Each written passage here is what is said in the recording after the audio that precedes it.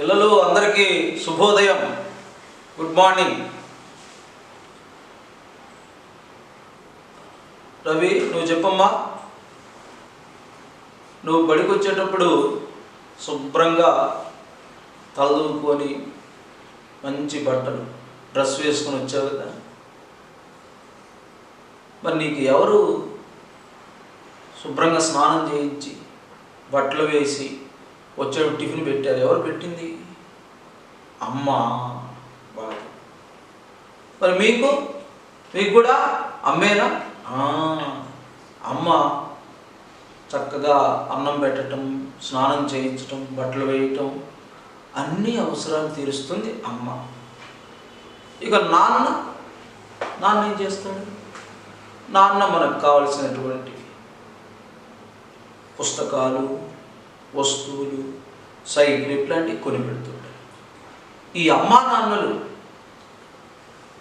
మనకి కనబడే దైవాలు. మనం వివిధ మతాల వాళ్ళు వేరు వేరు దేవుళ్ళని పూజిస్తుంటారు, ఒకళ్ళు పూజిస్తారు. కానీ ఎవరు మనం వాళ్ళని చూడలేం. కానీ మనం రోజు చూసే దైవాలు, మనకు కనబడే దైవాలు అమ్మా నాన్నలు, తల్లిదండ్రులు. తల్లి మనకి తొలి దైవం, మొదటి దైవం. తర్వాత తండ్రి. దాన్ని సంస్కృతంలో మీరు కూడా వినే ఉంటారు, మాతృదేవో భవ. తర్వాత పితృదేవో భవ. పితృ అంటే తండ్రి, పిత అంటే సంస్కృత తండ్రి. అతిథి దేవో భవ, ఇంటికి వచ్చిన అతిథి. తర్వాత ఆచార్య దేవో భవ, గురువు. అయితే తల్లిదండ్రులు మొట్టమొదటి దైవం ఎవరు? తల్లి. మరి కన్న తల్లి లాంటి ఇంకొక తల్లి ఉంది మనకి. అమ్మ మొట్టమొదటి దైవం కదా. అమ్మలాంటి ఇంకొక అమ్మ ఉంది. ఎవరు ఆ అమ్మ? ఆ అమ్మే మనం పుట్టిన ప్రాంతం, పుట్టిన ఊరు, నగరం, పట్టణం. మనం పుట్టిన ఊరు. ఈ ఊరు ఎక్కడుంది? ఈ ఊరు మొత్తం ఒక జిల్లాలో, రాష్ట్రంలో, దేశం. అంటే మనకు పుట్టినటువంటి దేశం కూడా అమ్మ లాంటిది, కన్న తల్లి లాంటిది. మనం పుట్టింది ఏ దేశంలో? భారతదేశం, ఇండియాలో. కాబట్టి భరతమాత కూడా మనకి కన్న తల్లి లాంటి.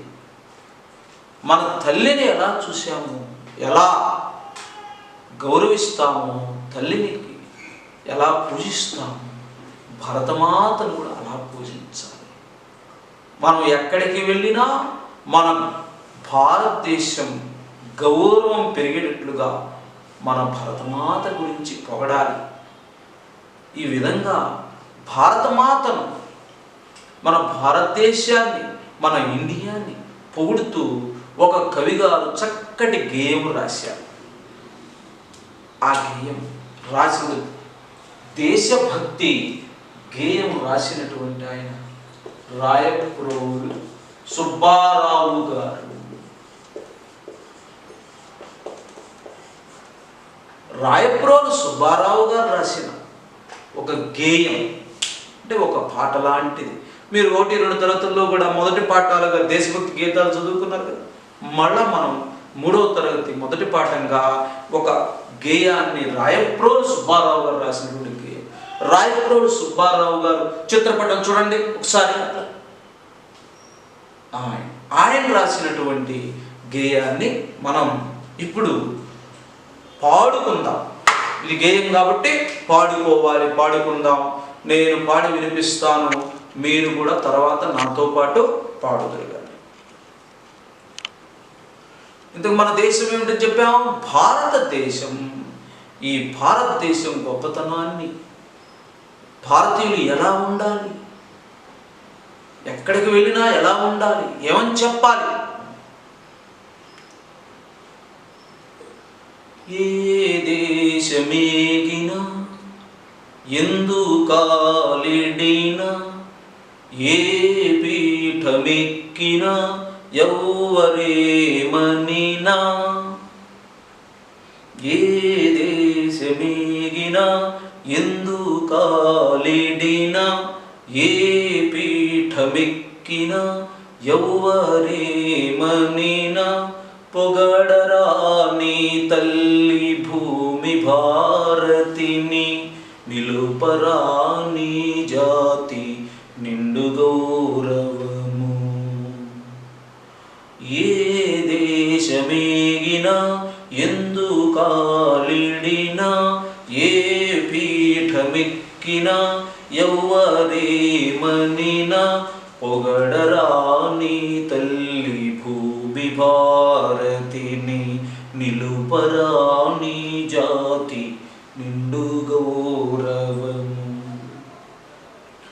ఏ పూర్వ పుణ్యమో ఏ యోగ బలము జనియించినాడవి స్వర్గఖండమున. ఏ పూర్వ పుణ్యమో ఏ యోగ బలము జనియించినాడవి స్వర్గఖండమున. ఏ మంచి పువ్వులన్ పూజించినావో నిన్ను మోసే ఈ తల్లి కనక గర్భమున. ఏ దేశమేగినా ఎందు కాలిడినా ఏ పీఠమెక్కినా ఎవ్వరేమనినా పొగడరా నీ తల్లి భూమి భారతిని నిలుపరా నీ జాతి నిండు గౌరవము. లేదురా ఇటువంటి భూదేవి ఎందు లేదురా మన వంటి పౌరులింకెందు. లేదురా ఇటువంటి భూదేవి ఎందు లేదురా మన వంటి పౌరులింకెందు. సూర్యుని వెలుతురుల్ సోకునందాక ఓడల జెండాలు ఆడునందాక. ఏ దేశమేగినా ఎందు కాలిడినా ఏ పీఠమెక్కినా ఎవ్వరేమనినా పొగడరా నీ తల్లి భూమి భారతిని నిలుపరా నీ జాతి నిండు గౌరవము. మరి గేయం విన్నారు కదా. మీరు కూడా చక్కగా రాగయుక్తంగా, అంటే గేయం ఎప్పుడు రాగంతో పాడాలి. పాట అనేదానికి ప్రతి పాటకు ఒక రాగం ఉంటుంది. మీరు కూడా చక్కగా నాతో కలిపి పాడండి. ఏ దేశమేగినా ఎందు కాలిడినా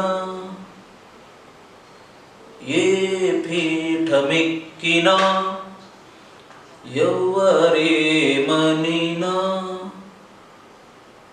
ఏ దేశమేగినా ఎందు కాలిడినా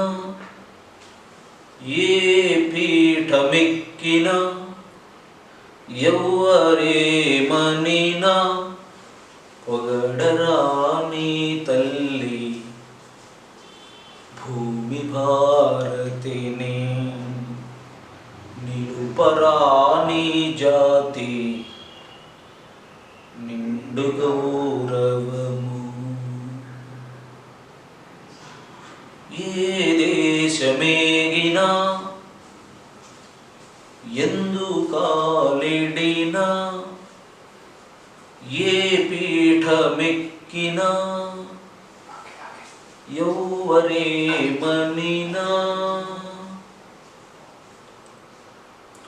ఏ పూర్వ పుణ్యమో ఏ యోగ బలమో జనియించినాడవి స్వర్గఖండమున. ఏ మంచి పువ్వులన్ పూజించినావో నిన్ను మోసే తల్లి కనక గర్భమున ఏ దేశమేగినా ఎందు కాలిడినా ఏ పీఠమెక్కినా యౌవరేమనినా పొగడరా నీ తల్లి భూమి భారతిని, నిలుపరా నీ జాతి నిండు గౌరవము. లేదురా ఇటువంటి భూదేవి యందు, లేదురా మన వంటి పౌరులింకెందు. సూర్యుని వెలుతురు సోకునందాకా ఓడల జెండాలు ఆడునందాకా ఏ దేశమేగినా ఎందు కాలిడినా ఏ పీఠమెక్కినా యౌవరేమనినా పొగడరా నీ తల్లి భూమి భారతిని, నిలుపరా నీ జాతి నిండు గౌరవము. బాగా పడారు. ఇప్పుడు మనం ఈ పాఠం యొక్క భావాన్ని, అందులో ఉన్న అర్థాన్ని మనం తెలుసుకుందాం. ఏ దేశము ఏగినా, ఏ దేశము ఏగినా, ఏగినా ఏగినా అంటాను. మా నాన్నగారు నిన్న పట్టణానికి ఏగారు, నగరానికి ఏగారు అంటే ఏమిటంటే వెళ్ళారు, వెళ్ళినా. మీరు ఈ భారతదేశంలో పుట్టి చదువు కోసం కానీ, ఉద్యోగం కోసం కానీ, లేదా వ్యాపారం కోసం కానీ ఎక్కడికి వెళ్ళినా, ప్రపంచంలో ఎక్కడికి వెళ్ళినా, ఎందు కాలిడినా, ఎందు కాలిడినా అంటే కాళ్ళు పెట్టినా, అంటే ఎక్కడ కాళ్ళు మోపినా. మన దేశం కాకుండా విదేశాలు, కొన్ని దేశాల పేర్లు చెప్పండి. అమెరికా, ఇంగ్లాండ్, జపాన్, చైనా, అట్లా ఎక్కడికి వెళ్ళినా మరి ఎట్లా వెళ్తారు? విమానాల్లో వెళ్తారు. ఎక్కడ కాళ్ళు మోపినా, ఏ పీఠము ఎక్కినా, పీఠం అంటే పదవి, ఏ పదవిలో ఉన్నా, మంత్రులు కావచ్చు, అధికారులు కావచ్చు, ఇట్లాగ రకరకాల పదవులు. ఎక్కడ ఏ పదవిలో ఉన్నా, ఎవరేమనినా, వేరే దేశంలో ఉన్నప్పుడు మన దేశం గురించి ఎవరేమని మాట్లాడినా సరే, ఎలాంటి పరిస్థితులైనా సరే, నీ తల్లి భూమి భారతిని, నీ తల్లి కన్న తల్లితో సమానమైన భరతమాతను, భారతదేశాన్ని, భరతాంబను పొగడరా. గొంతెత్తి భరతమాత గురించి పొగుడు, ఆమె గురించి పాడు. అంటే పాటు అంటే దేశం, మన దేశం గొప్పతనాన్ని గురించి చెప్పు. అలాగనే ఎక్కడికి వెళ్ళినా నీ జాతి నిండు గౌరవము నిలపరా. నీ భారత జాతి గొప్పతనాన్ని చాటి చెప్పు. ప్రపంచంలో ఏ మూలకు వెళ్ళినా, వరల్డ్, మనం మీరందరికీ తెలుసు, ఇంగ్లీష్లో జీకేలో కూడా మీరు తెలుసుకొని ఉంటారు కదా. ప్రపంచంలో చాలా సుమారు 220 దేశాలు ఉన్నాయి. 20 దేశాలు మరి రకరకాల ఖండాలు ఉన్నాయి. 7 ఖండాలు ఉన్నాయి. అందులో మన దేశం వాళ్ళు దాదాపు 3 కోట్ల మంది వేరే దేశాల్లో ఉంటున్నారు. అమెరికా, సౌదీ అరేబియా, దుబాయ్ ఇట్లాంటి దేశాలు, మలేషియా, కెనడా ఇలాంటి దేశాల్లో మన దేశంలో ఇక్కడ పుట్టి ఉద్యోగం కోసం, వ్యాపారం కోసం కొంతమంది ఆయా దేశాల్లో మంత్రులుగా, అధ్యక్షులుగా పీఠాలు ఎక్కారు, అంటే పదవులు చేపట్టారు. ఇప్పుడైతే ప్రపంచంలో పెద్ద పెద్ద కంపెనీలకు మీరు చిన్నపిల్లలైనా సరే చక్కగా ఈ కంప్యూటర్ గేమ్స్, వీడియోలు గేమ్స్ ఆడుతుంటారు కదా. కంప్యూటర్లో నెట్నే ఉంటాయి, దేంట్లోకి వెళ్తారు. గూగుల్ ఆ గూగుల్ లాంటి కంపెనీ మరి నడిపిస్తున్నటువంటి ఆయన పెద్ద ఆయన సుందర పిచాయ్. ఆయన పేరేమిటి? సుందర పిచాయ్. ఆయన మన భారతీయుడు, తమిళనాడుకు చెందినటువంటి. అలానే మైక్రోసాఫ్ట్ అనే కంపెనీ సత్య నాదెల్లా, ఆయన మన తెలుగు ఆయన. ఇలాగ ప్రపంచంలో చాలా పెద్ద పెద్ద కంపెనీలు నడిపించే వాళ్ళు మన భారతీయులు, మన ఇండియన్స్. మరి వీళ్ళు మన దేశంలో పుట్టారు, కానీ అక్కడికి వెళ్ళారు, ఉద్యోగం చేస్తున్నారు, వ్యాపారం చేస్తున్నారు. మరి ఎక్కడికి వెళ్ళినా మీరు కూడా రాబోయే రోజుల్లో మీరు బాగా చదువుకుంటారు, చదువుకొని ఉద్యోగాల కోసం, చదువు కోసం విదేశాలకు వెళ్తారు. అప్పుడు అలాంటి పరిస్థితులు కూడా మీరు కూడా అక్కడికి వెళ్ళిన మన దేశం గురించి పొగడాలి, మన దేశం గొప్పతనాన్ని అక్కడ ఉన్న వాళ్ళకి చాటి చెప్పాలి, మన దేశం యొక్క గౌరవాన్ని నిలబెట్టాలి. భారతీయులంటే తెలివి గల వాళ్ళు, భారతీయులంటే ఓర్పు కలిగిన వాళ్ళు, భారతీయులు ఏ పనైనా సమర్థంగా చేస్తారు అని మీరు నిలబెట్టాలి, మన జాతి గౌరవాన్ని నిలబెట్టాలి. అంతేకాకుండా ఏ పూర్వ పుణ్యమో, ఏ యోగ బలమో జనించినాడవి స్వర్గఖండమున. కవి రాయప్రోలు వారు ఈ మన భారతదేశాన్ని స్వర్గంతో పోలుస్తారు. ఇది స్వర్గం. ఎప్పుడైనా విన్నారా ఈ మాటని? స్వర్గం. స్వర్గం దాని వ్యతిరేకం నరకం. మనకి గ్రంథాల్లో రాయబడి ఉంది. ఏమని రాయబడింది? స్వర్గం, నరకం. అంటే మంచి పనులు చేసిన వాళ్ళు స్వర్గానికి వెళ్తారని, చెడు పనులు చేసిన వాళ్ళు నరకానికి వెళ్తారని అలాగా చెప్పారు. మరి ఈ దేశం స్వర్గము లాంటిది అంటున్నారు. ఎందుకంటున్నారు అంటే ఈ భారతదేశంలో వేలాది మంది ఋషులు ఇక్కడ జీవించారు.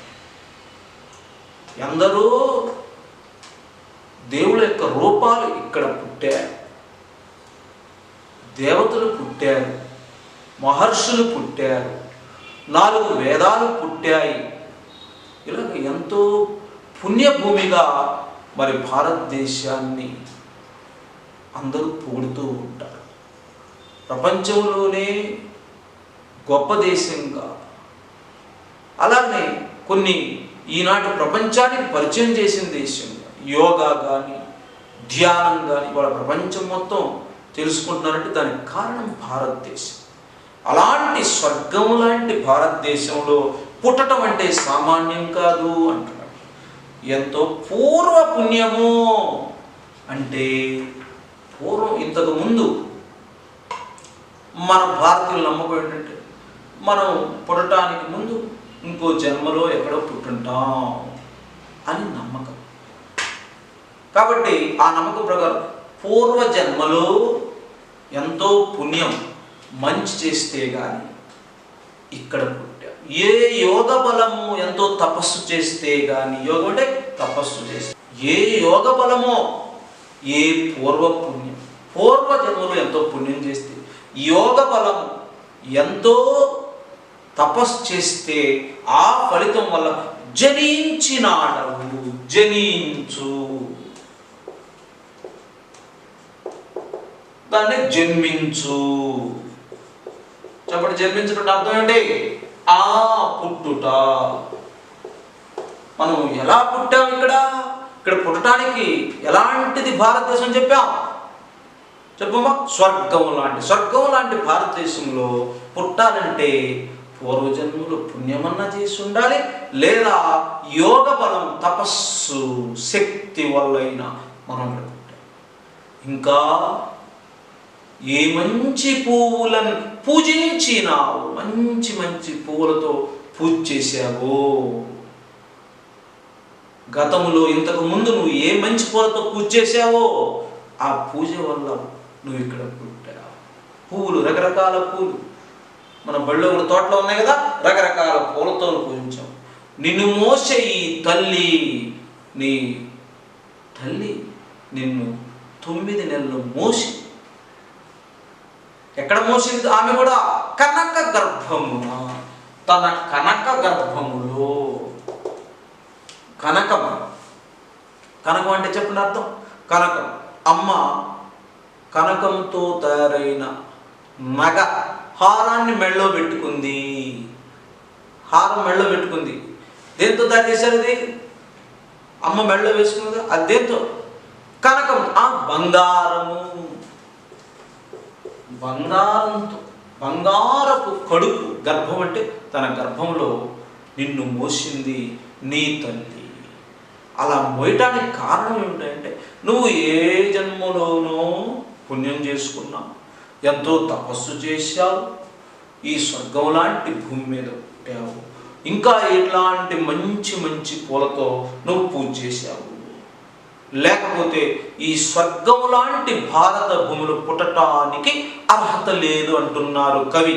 ఎవరైనా కవి? రాయప్రోలు సుబ్బారావు గారు. ఇంకా ఏం చెబుతున్నాడు చూడండి కవి గారు. రాయప్రోలు వారు ఏం చెబుతున్నారు చూడండి. లేదురా ఇటువంటి భూదేవి ఎందు, మన భారతదేశం, మన ఇండియా లాంటి దేశం ఇంకెక్కడ భూమండలం మీద లేదు. సుమారు 220-215 మధ్యలో ఉన్న దేశాలు. ఇన్ని దేశాల్లో ఎక్కడ కూడా భారతదేశం లాంటి దేశం లేదు. ఎందుకంటే ఇది స్వర్గం లాంటి దేశము. ఇక్కడ గొప్ప నదులు ఉన్నాయి, గొప్ప పర్వతాలు ఉన్నాయి, గొప్ప మహర్షులు ఉన్నారు, పుణ్యమూర్తులు ఉన్నారు, చక్కటి పంటలు పండుతాయి, అనేక విషయాలు ప్రపంచానికి అందించింది.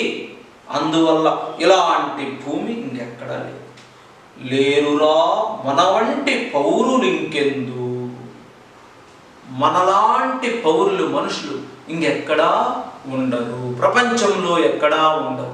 ఇన్ని ఆచారాలు, ఇన్ని వ్యవహారాలు, ఈ సంస్కృతి సంప్రదాయం కలిగినటువంటి వాళ్ళు ఇంకెక్కడా లేరు. ఇంకా కవి గట్టిగా చెబుతున్నాడు, ఇన్ని మాటలు వద్దు, సూర్యుని వెలుతురులు సోకునందాక. మరి మనుషులందరికీ శక్తిని వెలుగునిచ్చేది ఎవరు చెప్పండి? సూర్య భగవానుడు. సూర్యుడు లేకపోతే వెలుతురు, వెలుతురు లేకపోతే అందరూ చీకట్లో వెళ్ళిపోతారు. కాబట్టి సూర్యుడు వెలుతురు, ఈ ప్రపంచంలో భూమి మీద ఎంతవరకైతే సూర్యుడు వెలుతురు ఉంటుందో, ఎంతవరకైతే సోకుతుందో, ప్రసరిస్తుందో, అందాక ఓడల జెండాలు ఆడునందాక, ఎంతవరకైతే ఓడల మీద జెండాలు తిరుగుతూ ఉంటాయి. ఓడలు తిరుగుతుంటాయి కదా. ఓడలు ఎందుకు తిరుగుతుంటాయి? ఒకప్పుడు విమానాలు రాకముందు వేటి మీద వెళ్ళేవాళ్ళు, వేరే దేశం వెళ్ళాలంటే ఎట్లా వెళ్ళేవాళ్ళు? ఓడల మీద వెళ్ళేవాళ్ళు. ఇప్పుడు ఓడలు తిరుగుతున్నాయి. ఎందుకు? ఓడలు ఎందుకు తిరుగుతున్నాయి? సముద్రంలో వస్తువులు తీసుకొని మరి వ్యాపారం నిమిత్తం తిరుగుతుంది. ఎంతవరకైతే ఓడలు వెళ్తున్నాయో, ఎంతవరకైతే సూర్యుడు వెళ్తుందో అంతవరకు మనలాంటి భూమి లేదు. సూర్యుడి వెలుతురు సోకినందాక, ఓడల జెండాలు ఆడినందాక మనలాంటి భరత భూమి లాంటి దేశం ఇంకొకటి లేదని మనకి కవి రాయప్రోలు సుబ్బారావు గారు వివరించారు. ఇక మనం మొదట్లోనే చెప్పుకున్నాం, మన భరతమాతను కూడా ఎలా భావించాలి? కన్న తల్లిలాగా భావించాలి. కన్న తల్లిని గౌరవించిన ఇట్లే పూజించినట్లే భరతమాతను కూడా పూజించాలి.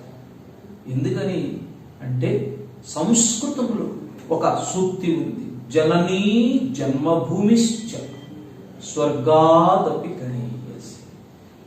జననీ జన్మభూమి స్వర్గాదపి గరీయసి అంటే అర్థం, జనని అంటే తల్లి, జన్మభూమి పుట్టిన నేల, మన ఊరు కావచ్చు, మన దేశం కావచ్చు, ఈ రెండు కూడా స్వర్గం కంటే మిన్న అయినవి. జననీ జన్మభూమిశ్చ స్వర్గాదపి గరీయసి. మనం ఇంతవరకు రాయప్రోలు సుబ్బారావు గారి గేయాన్ని చక్కగా వివరించుకున్నాం. ఒకసారి అందులో ఉన్నటువంటి మీరు తెలుసుకున్న అంశాల గురించి నేను కొన్ని ప్రశ్నలు వేస్తాను, చెప్పండి. ముందుగా రాజు చెప్పు, ఈ గేయాన్ని రాసిన ఆయన ఎవరు? రాయప్రోలు సుబ్బారావు గారు. ఎక్కడికి వెళ్ళినా, ఏ దేశం వెళ్ళినా ఏం చేయమంటున్నాడు కవి? భూమి భారత్ అని, మన భరతమాతని పొగడాలంటున్నాడు.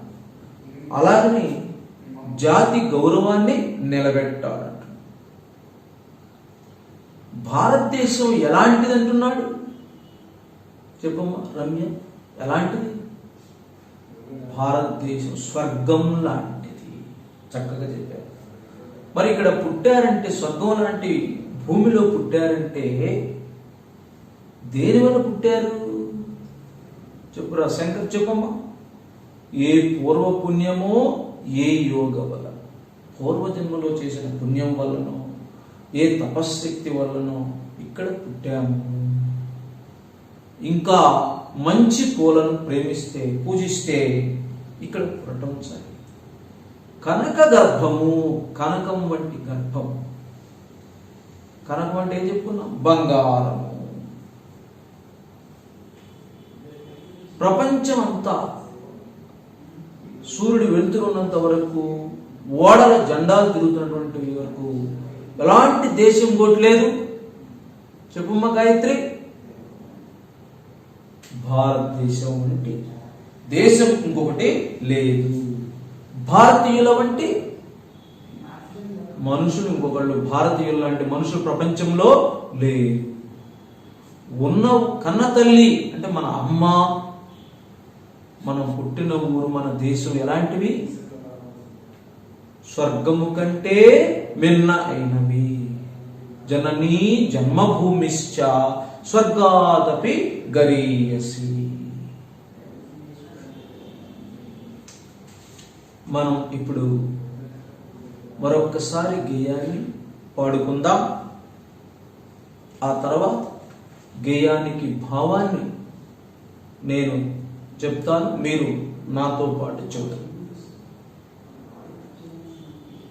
ఏ దేశమేగిన ఎందు కాలిడిన, ఏ పీఠమెక్కిన ఎవరేమనినా, పొగడరాని తల్లి భూమి భారతిని, నిలుపరాని జాతి నిండు గౌరవము. ఏ పూర్వ పుణ్యము, ఏ యోగ బలము, జనించినాడవి స్వర్గఖండమున. ఏ మంచి పూలన్ పూజించినావో, నిన్ను మూసే ఈ తల్లి కనక గర్భమున. ఏ దేశమేగిన ఎందుకాలేడినా ఏ పీఠమెక్కినా ఎవ్వరేమనినా పొగడరా నీ తల్లి భూమి భారతిని, నిలుపరా నీ జాతి నిండు గౌరవము. లేదురా ఇటువంటి భూదేవి యందు, లేదురా మన వంటి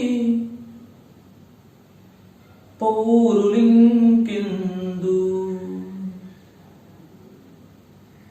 సూర్యుని వెలుతురు సోకునందాక ఓడల జెండాలు ఆడునందాక ఏ దేశమేగినా ఎందుకాలేడినా ఏ పీఠమెక్కినా ఎవ్వరేమనినా పొగడరా నీ తల్లి భూమి భారతిని, నిలుపరా నీ జాతి నిండు గౌరవము. గేయం భావాన్ని ఒకసారి నేను చదువుతాను, మీ అందరూ కూడా చదవండి. చదివి సొంత మాటల్లో రాయండి. ఎక్కడికి వెళ్ళినా ఎంతటి అధికారాన్ని పొందినా మాతృభూమి అయిన భారతదేశాన్ని పొగుడుతూ భారత జాతి గౌరవాన్ని నిలపాలి. రెండవ గేయ భాగం. పూర్వజన్మ సుకృతం చేత యోగ బలం వల్ల భారతదేశమనే స్వర్గఖండంలో పుట్టాము. భారతమాత తన బంగారు కడుపులో మనల్ని మోస్తుంది. మూడవది, అందుకే ఈ భారతదేశాన్ని, భారతీయులను ఓడలపై జెండాలు ఎగురుతున్నంత వరకు, సూర్యుని వెలుతురు ప్రసరిస్తున్నంత వరకు పొగుడుతూ భారతీయునిగా సగర్వంగా జీవించు. ఇప్పటి వరకు మనం గేయం యొక్క భావం, అందులో విశేషాలు చెప్పుకున్నాం. ఇప్పుడు అభ్యాసంలో మొట్టమొదటిగా అర్థాలు చూద్దాం. 1వ భాగం అర్థాలు. కాలిడినా, చేరినా, ప్రవేశించిన, పీఠము, అధికార హోదా, గౌరవము, మర్యాద, పూర్వపుణ్యము, ముందు చేసిన మంచి వల్ల కలిగిన ప్రయోజనం, యోగబలము, తపస్సు వలన కలిగిన శక్తి. స్వర్గము, దేవలోకము, ఖండము, భాగం, కనకము, బంగారము, సూర్యుని వెలుతురుల్, సూర్యుని కిరణాలు, సోకు, ప్రసరించు, అందాక, అంతవరకు.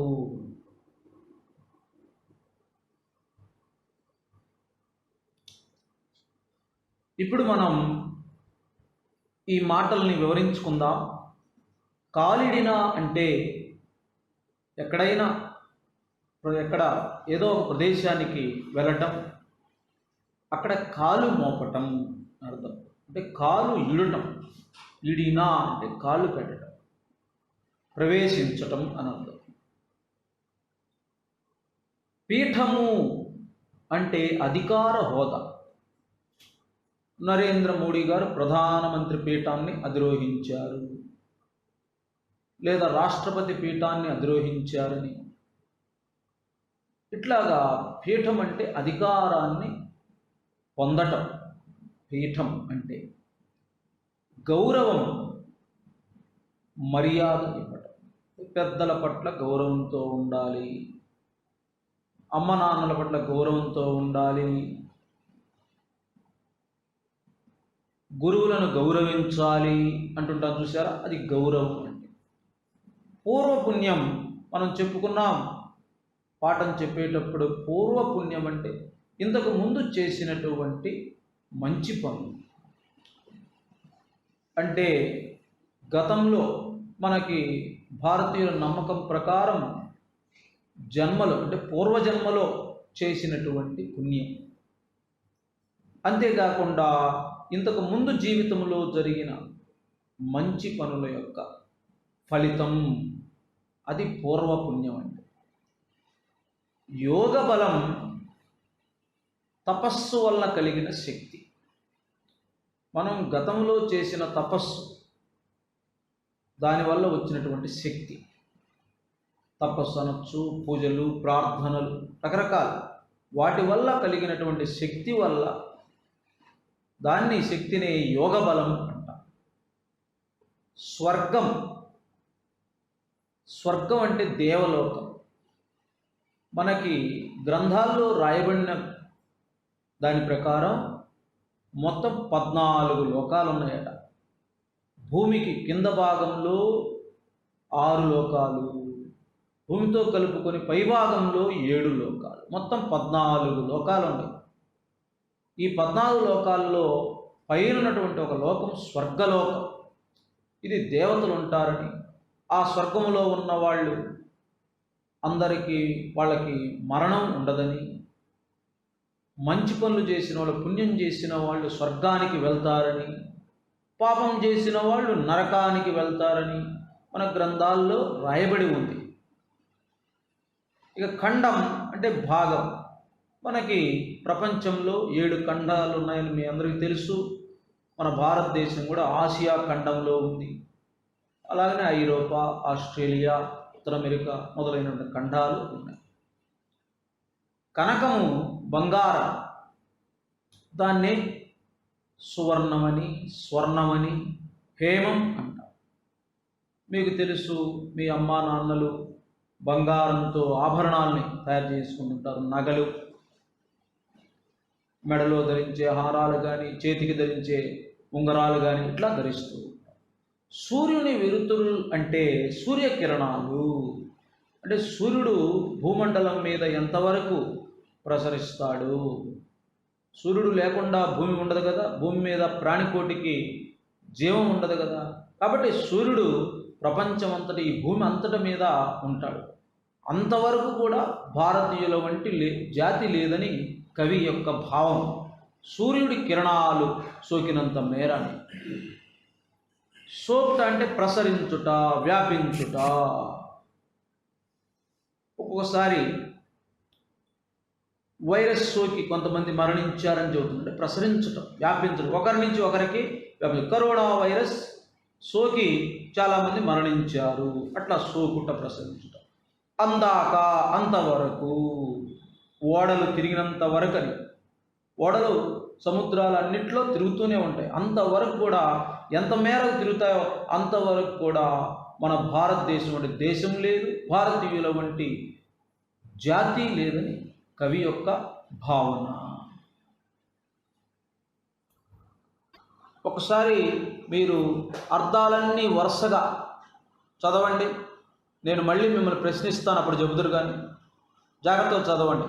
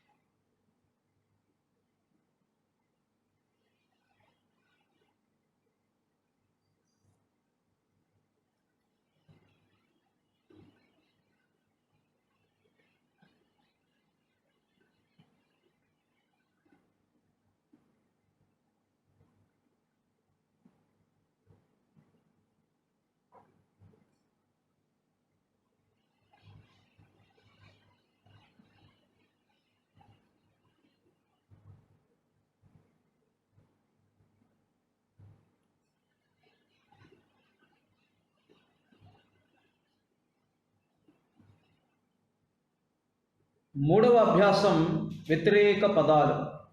గౌరవం, అగౌరవం, పుణ్యం, పాపం, స్వర్గం, నరకం, మంచి, చెడు, జనించు, మరణించు.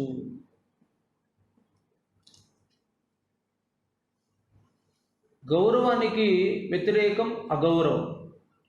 గౌరవించుతాం.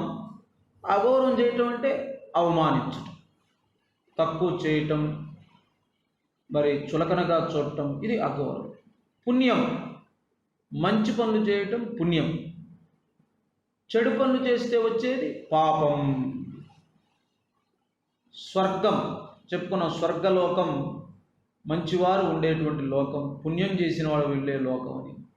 నరకం అంటే పాపం చేసినటువంటి వాళ్ళు వెళ్ళేటువంటి, చెడ్డ పనులు చేసేవాళ్ళు పొందే లోకం నరకం. మంచి, ఇతరులకు మేలు చేయటం, సహాయపడటం మంచి. చెడు, ఇతరులను ఇబ్బంది పెట్టడం, బాధ పెట్టడం, హింసించటం, ఇది చెడు. జనించటం అంటే పుట్టటం, జన్మ, పుట్టుక. దాని వ్యతిరేకం చావు. మరణించటం అంటే చనిపోవు.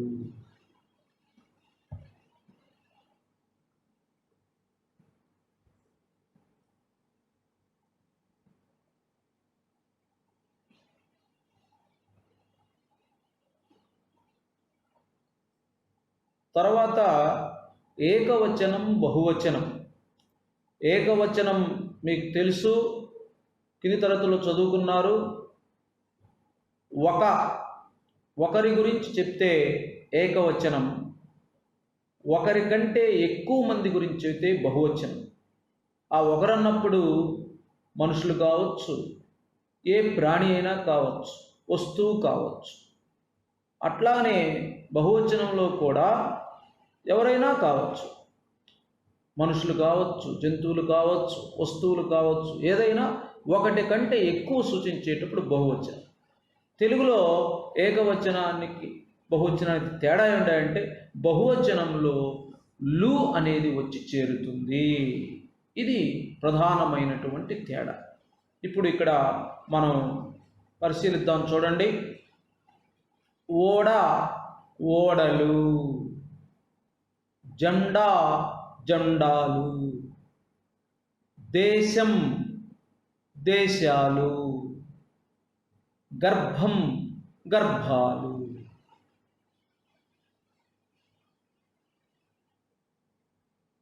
తర్వాత అంశంగా క్రింది ఖాళీలను పూరించండి. 5వ రోమన్ అంకెలో భాగంగా క్రింది ఖాళీలను పూరించండి. పక్కన బాక్సులో 5 సమాధానాలు ఉన్నాయి, 5 ప్రశ్నలు ఉన్నాయి. మీరు ఆ సమాధానాల్ని, సరైన సమాధానాన్ని ఖాళీల్లో ఉంచాలి. మొట్టమొదటిది, పొగడరా నీ డాష్ భూమి భారతిని. సమాధానం చెప్పండి. పొగడరా నీ తల్లి భూమి భారతిని. రెండవది, ఏ మంచి డాష్ ప్రేమించినావు. చెప్పండి సమాధానం. ఏ మంచి పువ్వులను ప్రేమించినావు. బాగా చెప్పారు. ఏ మంచి పువ్వులను ప్రేమించినావు. నిన్ను మోసే నీ తల్లి డాష్ గర్భమున. చెప్పండి. నిన్ను మోసే నీ తల్లి కనక గర్భమున. కనక గర్భమున. నాలుగవది, సూర్యుని డాష్ సోకునందాక. సూర్యుని వెలుతురులు సోకునందాక. లేదురా ఇటువంటి భూదేవి యందు. లేదురా ఇటువంటి భూదేవి యందు. ఒక్కసారి చూడండి, మరలా ఒకసారి మీరు పూరించిన సరైన సమాధానాల్ని. పొగడరా నీ తల్లి భూమి భారతిని. రెండవది, ఏ మంచి పువ్వులను ప్రేమించినావు. మూడవది, నిన్ను మోసే నీ తల్లి కనక గర్భమున. నాలుగవది, సూర్యుని వెలుతురులు సోకునందాక. ఐదవది, లేదురా ఇటువంటి భూదేవి యందు. తర్వాత రోమన్ అంకె 6, ఈ క్రింది ప్రశ్నలకు జవాబులు రాయండి. మొట్టమొదటిది, 1వ ప్రశ్న, ఏ దేశం వెళ్ళినా ఏం చెయ్యాలి. సమాధానం, ఏ దేశం వెళ్ళినా, ఎంతటి అధికారాన్ని పొందినా మాతృభూమి అయిన భారతదేశాన్ని పొగుడుతూ భారతదేశ గౌరవాన్ని నిలపాలి. మళ్ళీ ఒకసారి చూడండి. ఏ దేశం వెళ్ళినా, ఎంతటి అధికారాన్ని పొందినా మాతృభూమి అయిన భారతదేశాన్ని పొగుడుతూ భారతదేశ గౌరవాన్ని నిలపాలి. రెండవ ప్రశ్న, భారతదేశంలో జన్మించడానికి కారణంగా కవి ఏం చెప్పాడు. పూర్వజన్మ సుకృతం చేత, యోగ బలం వల్ల భారతదేశం అనే స్వర్గఖండంలో పుట్టామని కవి చెప్పాడు. మళ్ళీ ఒకసారి సమాధానం చూడండి. పూర్వజన్మ సుకృతం చేత, యోగ బలం వల్ల భారతదేశం అనే స్వర్గఖండంలో పుట్టామని కవి చెప్పాడు. మూడవ ప్రశ్న,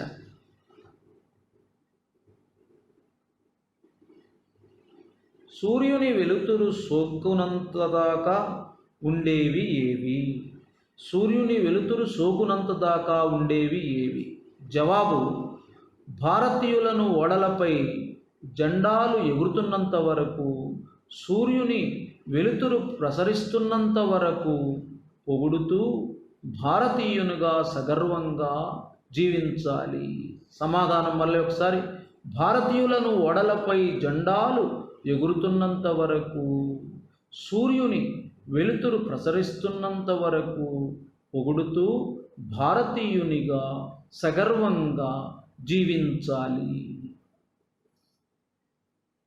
ఇక 7వ ప్రశ్న. ఇక్కడ ఒక పట్టిక ఇచ్చాడు. పట్టికలో కొన్ని పూల పేర్లు ఉన్నాయి, కొన్ని పండ్ల పేర్లు ఉన్నాయి. మీరు ఆ పట్టికని శ్రద్ధగా పరిశీలించి చూచి అందులో ఉన్నటువంటి పట్టికలోని పండ్లను ఒకవైపున, పూలను ఒకవైపున రాయవలసి ఉంటుంది. మొట్టమొదటిగా పండ్లు.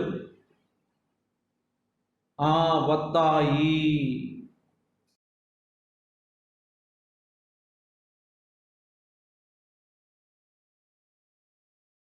తర్వాత ద్రాక్ష, జామ, పనస. అంతవరకు పండ్లు. మళ్ళీ ఒకసారి చూడండి, బత్తాయి, ద్రాక్ష, జామ, పనస. పూలు గుర్తించండి.